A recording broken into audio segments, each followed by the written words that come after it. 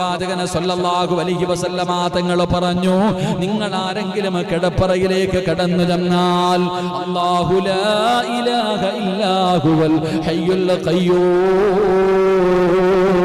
നിങ്ങൾ ആയത്തുൽ കുർസി പാരായണം ചെയ്യേ. ആയത്തുൽ കുർസി പാരായണം. അതുകൊണ്ട് പഴയ ഉമ്മമാരൊക്കെ പറയും ആയത്തുൽ കുർസി ഓതിയിട്ട് കയ്യിൽ ഇങ്ങനെ ഊതിയിട്ട് ഇങ്ങനെ റൗണ്ട് വരയ്ക്കും. പറയുന്ന കേട്ടിട്ടേ ഉള്ളൂ, ഇതുപോലെ ചെയ്തിട്ടില്ല. രാത്രി കിടക്കുമ്പോ ഇങ്ങനെ കയ്യിൽ ഊതിയിട്ട് ഇങ്ങനെ റൗണ്ട് വരയ്ക്കാറുണ്ട്.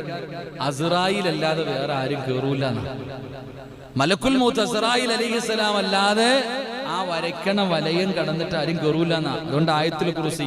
അതുകൊണ്ടാണ് റസൂലുള്ളാഹി സ്വല്ലല്ലാഹി അലൈഹി വസല്ലം തങ്ങൾ പറഞ്ഞു, നിങ്ങൾ കിടന്നുറങ്ങുന്നതിന് മുമ്പ് സൂറത്തുൽ ഇഖ്ലാസ്, ഫലക്, നാസ് ഊത്, കയ്യിലൂത്, മുഖമെല്ലാം തടക.